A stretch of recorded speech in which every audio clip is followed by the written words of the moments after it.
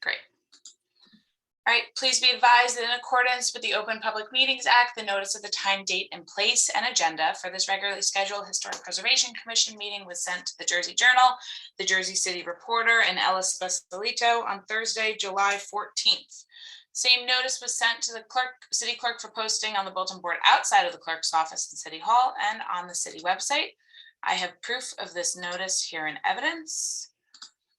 Tanya, I don't think I actually need to share my screen. Bridget, can we mark the sunshine announcement as B1? Yes, just B1 in evidence for this meeting. Great. Thank you. All right, we'll move on to a roll call. Commissioner Gucciardo. Here. Commissioner Lewis is absent. Commissioner Sakong. Here. Commissioner Amatuza.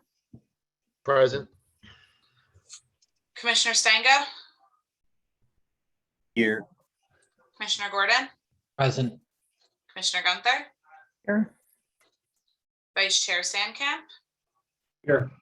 And Chairman Blazak. Present. Okay. Eight members of the commission are in attendance tonight. 5 affirmative votes are needed for a certificate of appropriateness. First item on the agenda are minutes from the June 13th HPC hearing. Does anyone have any questions, concerns, comments, corrections, etc.?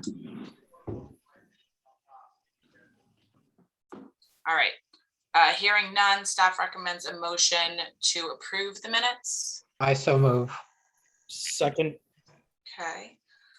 I'll move to a roll call vote because we either had people who were not present or not on the commission at that time. Commissioner Blazak. Aye. Oh, sorry. Chairman Blazak, but yeah. Okay, thanks for doing that. Aye. Commissioner Gunther. Aye. Okay. Commissioner Gordon. Aye. Commissioner Stango. Aye. Commissioner Amatuza.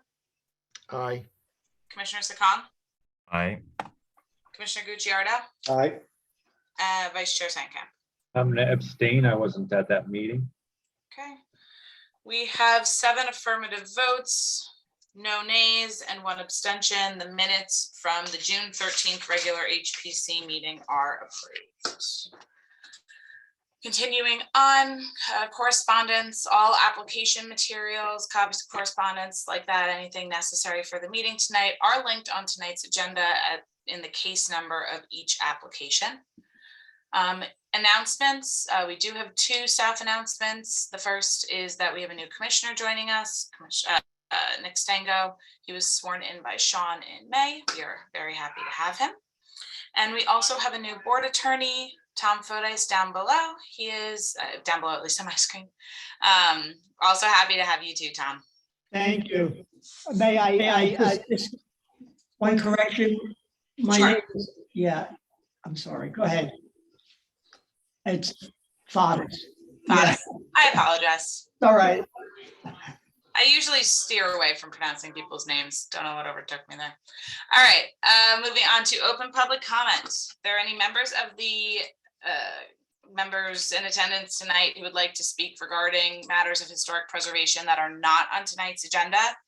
Please use the raise hand function at the bottom of your screen. If you're on the phone, you can press *9. Again, these are for items not on tonight's agenda.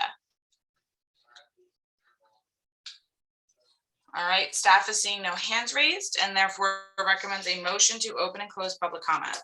Motion. Second. Okay, all in favor? Aye. Aye. Aye. We have no old business on tonight's agenda, which means that we're moving on to new business. So Brian, if you'd like to call tonight's case. Yes, this is case number H22-317. The applicant is Tanya Marione, Director, Division of City Planning, on behalf of the City of Jersey City owner. This is 244 Bay Street, Block 11401, Lot 25 in the Horseman's Cove Historic District. And this is for review of a report concerning the determination of Block 14201, Lot 25, as an area in need of redevelopment. For 244 Bay Street, the former Gong Club, a key contributing Renaissance revival vernacular firehouse with neoclassical detailing constructed circa 1875. And this is a recommendation to the Jersey City Planning Board.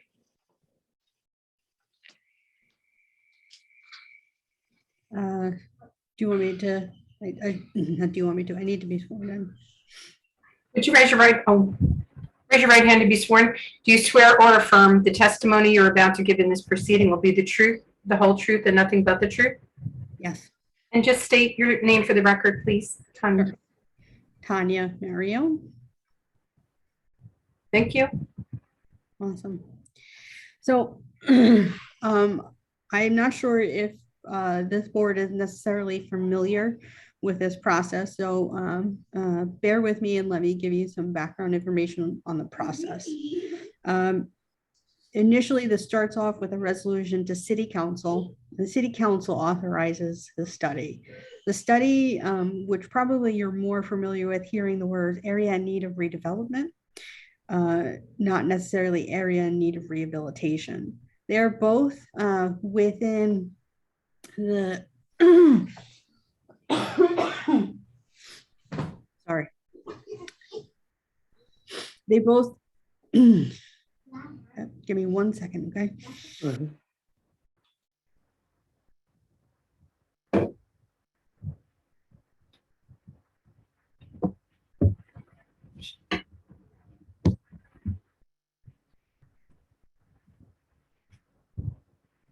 Okay, sorry about that. They both utilize the powers of redevelopment, which is what you might be more familiar with, the redevelopment agency. This is the first process, first step, I'd say maybe step 1A in the process. So this is just a study that designates whether or not the area, or in this case, just the lot, the site, the building, meets the criteria that's established. We, in this study, decided that this meets the criteria for the area in need of rehabilitation. So a lot of times, I think there's some, misunderstanding that when I say area in need of rehabilitation, it means that the building itself needs to be rehabbed. Not necessarily. Within the statute, you are allowed to claim an area in need of redevelopment. Rehabilitation if the utilities themselves are over 50 years old. So I did send out the report. I'm more than happy to read it into the record, but I do kind of just want to reiterate that sentence that we find.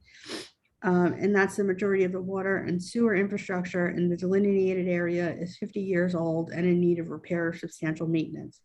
And as a way to verify that, a letter was sent by the MUA confirming that.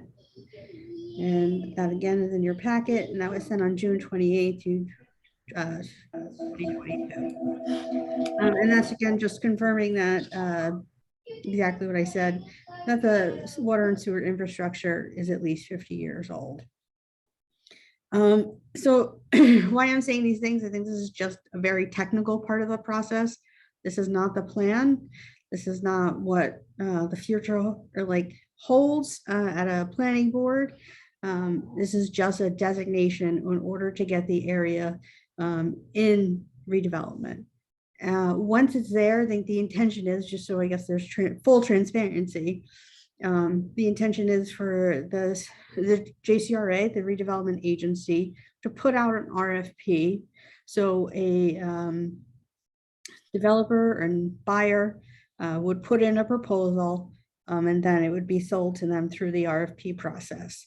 A big reason why we do this instead of having the city continue to be the owner is that the city doesn't have the right to put out an RFP like that. If the city was to sell its property without the powers of designation, as if it was just its own property, we would have to do it at auction. And I think the idea is that there's the most amount of control that we can have over the project in the selling it. And so we're starting out with you guys at Historic, obviously, because this is within the Harsmith Cove Historic District. It's within the H District, but it's also a key contributing building. Sorry. So this is really, again, just the first step. The next step is planning board. The planning board approves, agrees with the designation, and then it's city council, and they do the same. Once city council approves or agrees with the designation, it becomes an area in need of rehab, and it's in redevelopment. Those powers are not fully authorized until we initiate a plan. So then the step after that would be me coming back to HPC with an actual redevelopment plan. That redevelopment plan obviously would be approved by you first, planning board, and then 2 hearings, because it's an ordinance, not a resolution, at city council. So again, like I said, this is like 1A in a multi-step process. That is, I mean, kind of really the nuts and bolts of it. I'd be more than happy to take any questions you have, or prod me some more if I'm not giving you enough information, please. So yeah, I had a question. Well, I guess the first question you already answered. I wanted to make sure that we'd be able to review the language of the redevelopment plan when it's finalized before it goes to planning board and eventually is adopted by city council. My other question is that, is this a courtesy review, or is this, because in the past and dating back to my time working for city, redevelopment plans were adopted in historic districts without any review or sometimes even knowledge by the HPC. So is this something that you as planning director just ensuring that we're able to review this and see the language and see what is, being put into the plan before it's adopted? Or is this something else? Or I guess just what's kind of behind us reviewing this? In my professional opinion, the previous plans that were designated without courtesy recommendation from the HPC were probably done not really the right way to do it. The right way to do it is especially when it's in a historic district or it is a landmark building.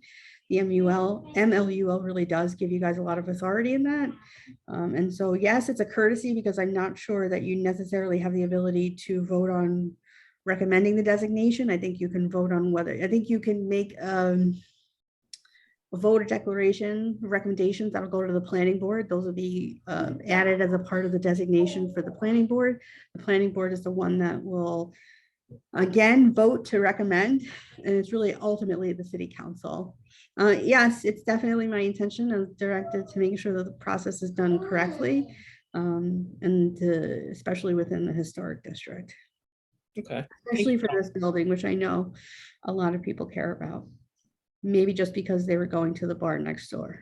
Okay.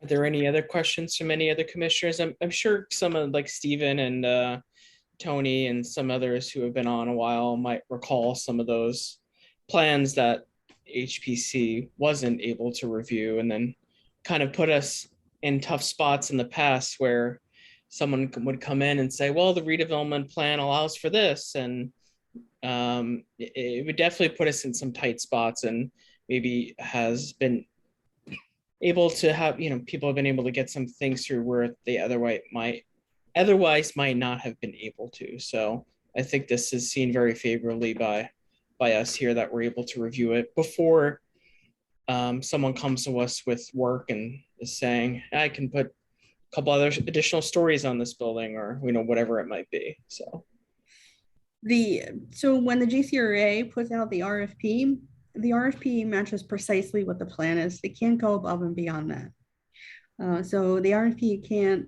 put in an extra story or anything like that. And especially, when we are getting to the point where we're at the plan process, that's when you're really going to want to be as detailed as possible. So when it does get to you for review, because you still sign off and work on every kind of permit, cone, COA, all of that still applies when this building moves forward with its actual development. And so one other follow-up question is, the plan, I guess, will be written by a licensed planner, and will HPC staff have input into the plan and work with the planner on the actual redevelopment plan? I will ask Maggie for help, yes. Okay. And I won't let them not ask me for help. For very full transparency, the plan will, at least the zoning will probably not deviate at all from what the existing zoning is. Which is what, Tanya, on that firehouse? So it is H, but it is in the restaurant overlay district. So, what's this, I guess the question I would have is, what's the city's goal or hopes for what they'd like the property to finally be once they have a buyer? What would they like to see happen? That I can't say for sure. My guess is really just to activate the commercial space. Okay.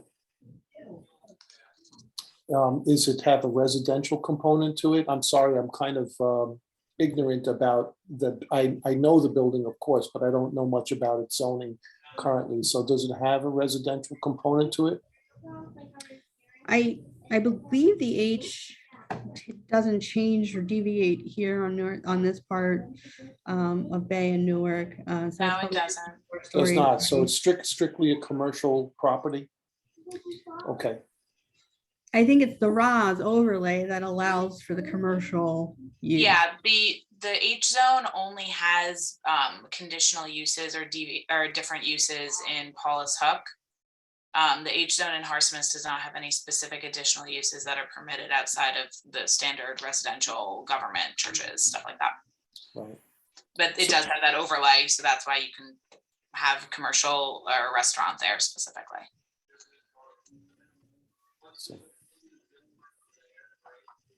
So is it just this one parcel with this one building that has these utilities that are so outdated, or do the neighboring properties have similarly dated utilities? Why is it we're only looking at the one property? So the request for just the one property, the property is owned by the city. And the city is interested in selling the property. And the only way I think to do it and have the most amount of control over it is to have an RFP. And the only way we're legally able to have that much control is for the RFP to be done through redevelopment or the JCRA. So it's not necessarily that the rest of the area would or would not meet an area in need of redevelopment. It's just that this is just the one that we were asked to study. So. Understood, thanks. Tanya, I have a quick question. So because the utilities are over 50 years old, was that just an easy way to get it into this classification? Without having to really, research it any further? It is one of the, I think, definitely easier criteria to prove, especially within Jersey City. At one point, the whole city was declared an area in need of rehabilitation because our infrastructure is over 50 years old.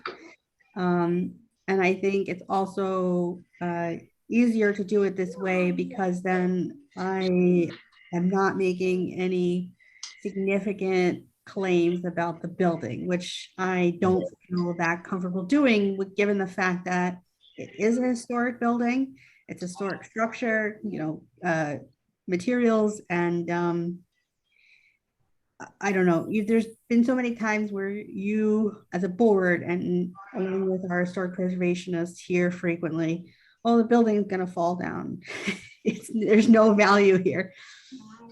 I think a lot of the other criteria really takes a lot of aim at really kind of declaring that the building itself is blighted.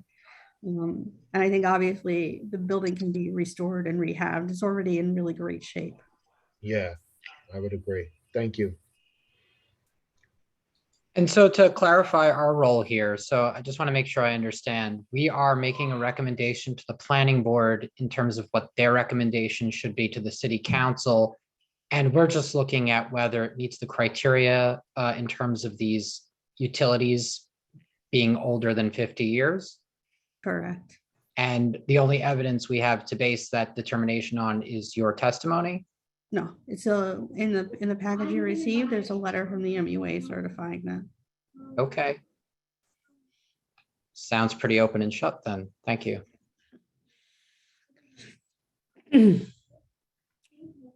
All right. Are there any other commissioner questions? All right, seeing none, we do have some attendees on the meeting. So I think it would probably be a good idea to open public comment on this if there are no more commissioner questions. I'll make a motion to open public comment. Is there a second? Oh. Great. Second. All right. If there are any member attendees, Maggie, do we need to vote on? yes, I'm sorry. I don't know what's wrong with my brain tonight. All in favor of opening public comment? Aye. Aye. Thank you. Thank you, Robert. All right, if there are any members in attendance tonight who would like to speak regarding this application, please use the raise hand function at the bottom of the screen. If you're on the phone, you can press *9 to raise your hand.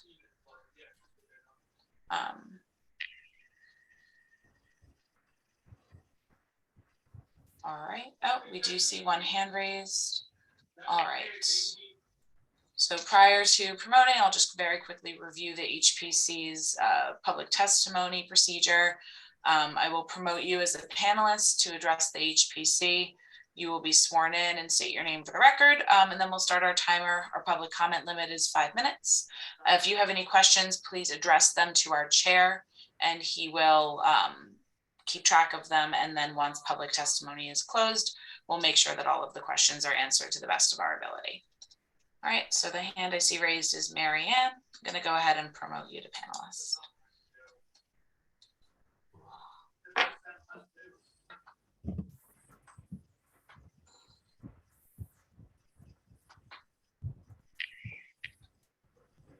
Mary Ann, you should be able to unmute yourself. Great. Yeah. Would you raise your right hand, please, to be sworn? Do you swear or affirm the testimony you're about to give will be the truth, the whole truth, and nothing but the truth? Yes. Thank you. And if you could just state and spell your full name for the record? Mary Ann Serafin, MaryAnnSerafin. That's my maiden name. I just had to say that. All right, Mary Ann, you're welcome to begin whenever you'd like. Okay, I'm really not really sure on the extent of this meeting and what it was for. I just got an email at the last minute, but I just hope that it's in reference to saving this building and historically preserving it at some point. Is that correct? Yes. Okay. All right. Yeah, I think it's a vital part of our community there. I'm hoping that it would not be used for like a restaurant or another club.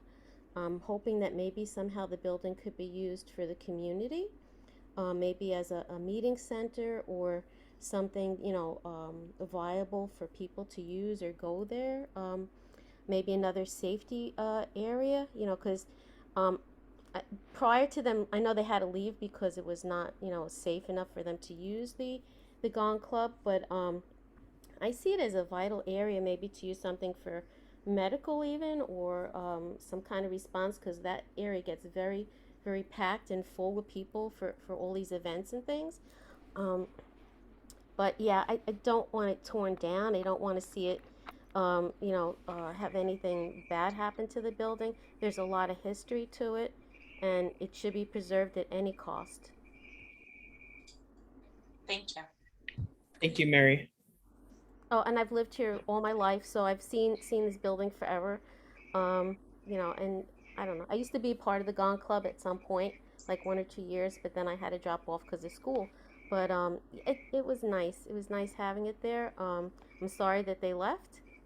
But I could see the building used as for something maybe city-wise, to help promote community, police, fire, anything, but not another restaurant. Okay, All right. that's Thank you, it. Mary Ann. Thank Thank you. you, guys. Oh, I'm speaking as a citizen, not the Harrison's Cove I'm on their board, but I was not asked to speak for the board, so I just want to preface that, okay? Great. In case there's anything. Thank you. Noted. Thank you. Okay. All right. So if there's anyone else that's interested in testifying, again, if you could please utilize the raise hand function. All right. As I say. Yeah, I see John's hand raised. I'm going to go ahead and promote you, John.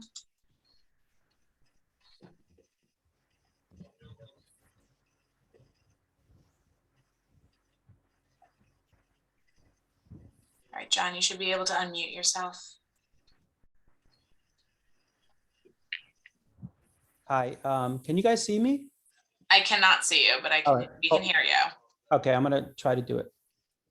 There we go. All right, thanks. John, would you raise your right hand to be sworn? Yes, Do you swear or affirm the testimony you're about to give in this proceeding will be the truth, the whole truth, and nothing but the truth? yes. Thank you. Just state and spell your name for the record. John Gomez, John Gomez. Thank you. All right, John, you're welcome to start whenever you'd like. Okay, hi Maggie and commissioners. Good to see everybody. I'll start by saying I was not a member of the Gong Club. I wish I was, but I guess I was too young to become a member. But I guess I have a few questions. Number one, why is the city trying to unload, a cultural asset that it owns? Why is it getting into the business of selling off its historic properties within a historic district? I don't know if this has been done before, especially with, a former firehouse. And if not, is this going to, become the norm? Why does the city have to, make a profit off this building? Why can't they, like the previous speaker, instead return it to the community in some way? The other question I have or concern is, there was a museum, a fire museum in there. Does anyone know what happened to that collection? I'm assuming it's still there, or is it gone?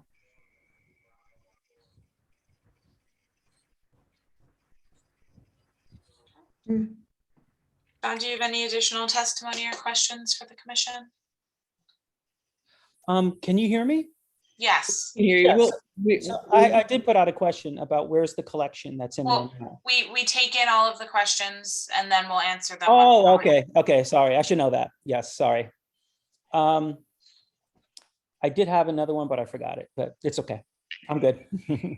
Thank you, John. Good to see you. Yes, thank you. You too. Thanks, John. Thank you. All right.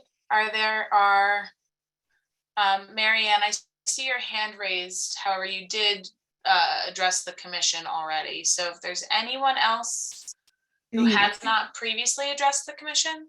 I know this is a little out of order, but I have a feeling that Mary Ann knows the answer to where all the things in the firehouse were. Maggie, Her hand went up right as he asked, so it's even it's out of order, a little unconventional. well, if she didn't use up her 5 minutes, I think She did not, no. we'd be okay giving her another minute All right. just to.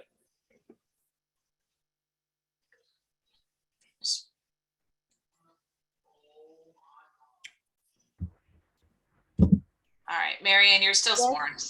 Yes, I do know the answer to the question. The museum items have been moved up to, I believe it's on Central Avenue at the firehouse that's there. There's downstairs is a union building, or they share it, but it used to be a firehouse, and I think it's on Central Avenue, right off of the 139 viaduct there.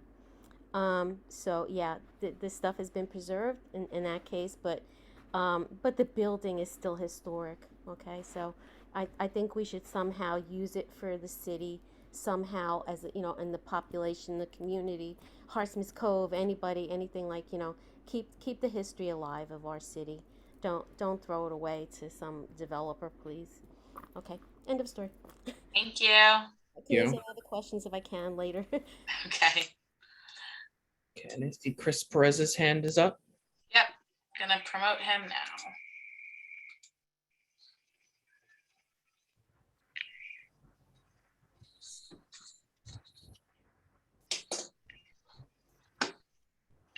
Hey, good evening, everyone. Hi, Chris. Do you swear or affirm the testimony you're about to give in this proceeding will be the truth, the whole truth, and nothing but the truth? I do. And just state and spell your name for the record. Christopher Perez, Perez. Yeah. Hi, everybody. Chris Perez here from the Jersey City Landmarks Conservancy. We were a little confused when we learned about this matter because the file doesn't really contain much. So we just want to clarify, it seems like anything that happens with this building will go before HPC, and there will be a pretty rigorous process of approving any changes to the building. I'm assuming that, you know, in alignment with the historic district, you can't make any changes to the facade, alterations to the building, adding to the building. Will they be able to add height to the building? I think, Tanya, you said no. I just wanted some clarification or certainty on that. And I also agree that we do run into a lot of situations where we're concerned about historic assets in our city and the city doesn't own them. And so it often makes it difficult for us to have much control over what happens to them, especially if they're outside of historic districts. So I'm of the thinking that this is a wonderful asset the city has, and has the city entertained options and ideas of how there could be some kind of a partnership with somebody to activate the building in the best interest of the community without selling the building. Sorry, that was a lot of questions, but obviously mostly concerned with maintaining the integrity and not altering the building in any kind of way. Can you guys answer those questions or kind of repeat that stuff for me? I appreciate it. Great. Thanks, Chris. Do you have any other closing comments or just the questions that I have written down? No, I kind of understand the strategy here. I'm just a little concerned about the city losing. I get that it's a strategy to maintain as much control as possible, but you know, concerned that we're potentially selling one of our historic assets. There's others that, you know, we really have to fight tooth and nail to try to do something. Here we actually own it. Maybe we should hold on to it and be of service to the community somehow. I don't know. Thank you guys. I appreciate it. Thank you. Thank you, Chris. Right, so if there's anyone else, any other attendees that wish to address the commission on this matter, please, again, utilize the raise hand function, or if you're on your phone, it's *6. Is that right? *9. So we'll give it a few more seconds, and then we can address those comments.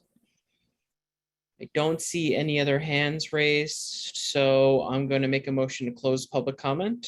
Second. Motion. All in favor? Aye. Aye. Aye. Aye. So I took some notes as well. I guess the one that kind of came up in every speaker again was kind of why is the city selling off the historic property was maybe one that came up from everyone. Tanya, I don't know if you know the answer as to why that is, why the city's looking to sell this property. So that is definitely a question for the business administrator. I had nothing to do with that decision financially for the city. I'm not sure what the the ultimate reason for that was, but I guess have heard in passing that there is a desire to activate the space, which is currently kind of vacant, and put it back on the city's tax rolls, and I think have again activated commercially. I heard some of the speakers tonight mention community space as well. I think those are more conversations we can have when we get closer to writing the plan. And I know there was a question, I think it was John Gomez who asked, is this, I think he asked, is this going to become the norm? I don't know if we can answer that, but I do know the city had sold off other parcels, specifically 8 Erie Street, which is just across Erie Street there, which was probably an example of a redevelopment plan that this board didn't hear, and led to some problems. But that is a space that, it's in a historic district, and it was sold off. And I'm sure there are others all throughout the city, inside and outside of historic districts. And I know to Chris Perez's question, this is within the Harsmith Cove Historic District, so we still have the rules and regulations for any of the building applied to it. And again, we will be reviewing the plan before it goes to planning board. So this is, like Tanya explained, this is the first step. We'll review the plan, which, right now we're saying that no height will be added, but, if there is, anything added on, we'll be reviewing that when the redevelopment plan comes to us, or not, or, that won't be part of it. So is there anything else you'd like to add, Tanya? No, I mean, when a district becomes designated at the level that this is designated, this isn't what I hear in other places of the city sometimes, which is eligible for designation. This is a defined, accepted, approved district. Whether or not I think there's redevelopment powers issued, that designation and that authority over the historic district doesn't change, doesn't go away. So whatever process happens from here out, obviously this is a board that's a part of the approval for the plan, but it will also be the board who will be overseeing the project. If the project meets, which I assume it does, a certificate of appropriateness. I mean, otherwise, I think there's no intention to really alter the building at all. I don't want to be caught where say that there's no intention to do it and then I have to put my foot in my mouth. I have no idea. I think that my goal here is to not alter the zoning, not alter the building, just allow for the building to be transferred for ownership and have the RFP put out to do as minimal things here as possible. Given that, Tanya, and based on what the public had to say, the likelihood of someone buying it as a community space is not very likely, I would think. And I would think that the most likely result is going to be something that could make a lot of income, obviously, like a restaurant. So, the fate of the building, once it's out of the city's hands, is it's not going to become a community center, let's put it that way, or a museum, most likely. I think it's fair to say that, so that whoever's in attendance tonight understands that that's where this is going if the city's releasing ownership. Yeah, and I would say, sure. I hate when the city sells assets like this, because the pressure of the market and the economy, whatever, is going to put pressure on the building, and it'll be our then responsibility to try to hold the line on what happens to the building and not succumb to what some people might want to do, like we have to do all the time in the job. So I do recall that when St. Francis Hospital became an area of redevelopment within the Hamilton Park Historic District, there was obviously a much bigger parcel and for the most part, a tear down of the existing structure. But we did have to struggle to hold the line on the redevelopment plan so that it did not get out of hand. And we did not win every battle in that redevelopment plan as a neighborhood association at the time. This one's obviously a lot simpler. And as you say, the building is the envelope. That's not going to change. But the mechanism for doing this always scares the hell out of me, I have to say, because designating things as an area in need of redevelopment or rehabilitation is like a door opener in other cases, and neighborhoods have had to fight for, what they hope would be, continuity in the neighborhood. So I know this commission will do a great job reviewing the plan and holding the line on protecting the building. We just can't control who's going to own it. Well, I'm grateful for the participation of our concerned community members, and why the city is divesting itself of this asset is certainly a good question.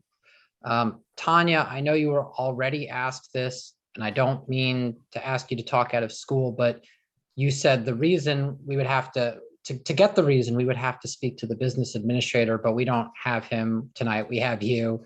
So as far as you know, is this really just a financial decision to avoid expending additional funds to activate this building?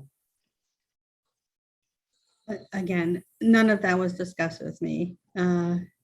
It was really just asked that we take a look at the site to put it into redevelopment powers. That's really the extent of my prior knowledge in most of this. Why the city wants to go this way, the specific details, I don't know. But like I said, what was mentioned in passing to me, of course, this is just in passing. It was, I think, more or less when I was asked to do the site, was how do we activate the space? Because it is on the plaza. And so now I don't know if that was the ultimate reason for it, but it certainly, when it goes through the process of being sold, I'm sure that it will be sold, as Commissioner Gutierrez said, for commercial usage.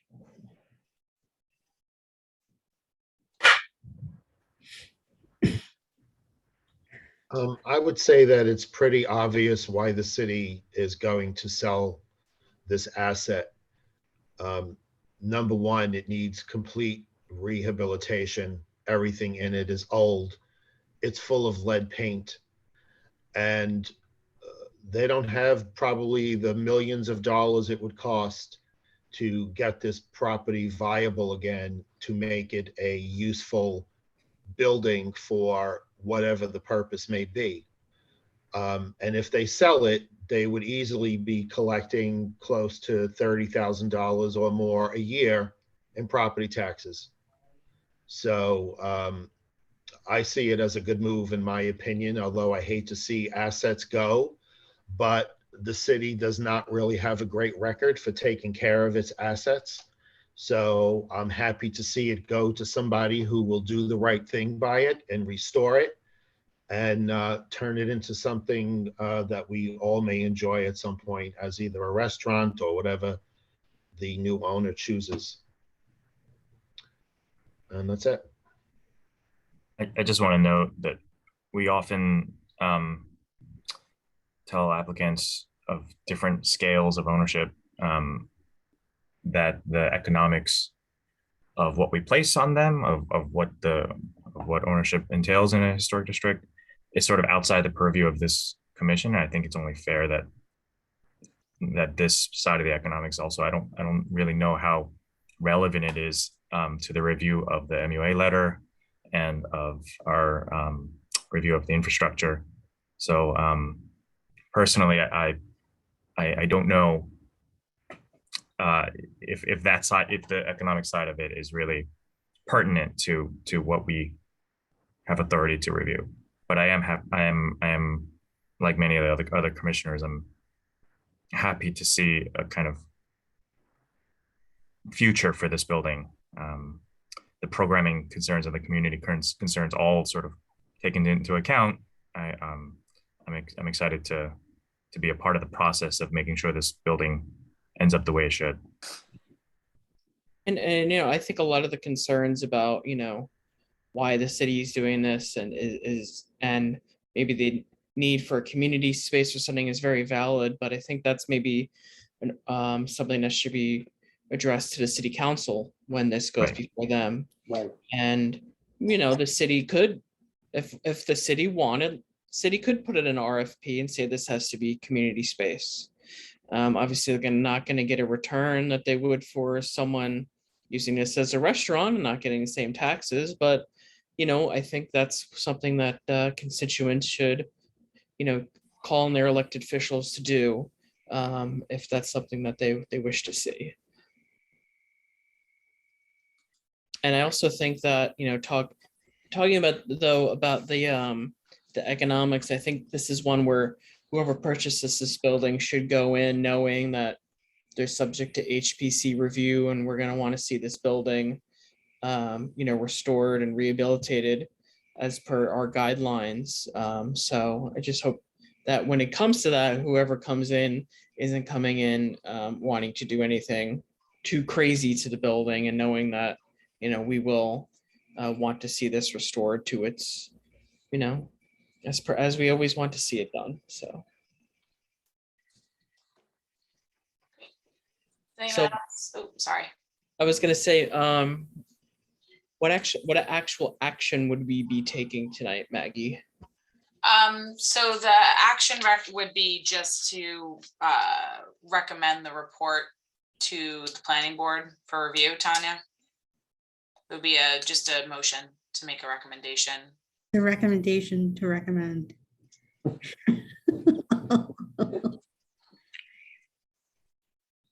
Is there anything else? Any other comments from commissioners, or are we comfortable making that motion to the planning board?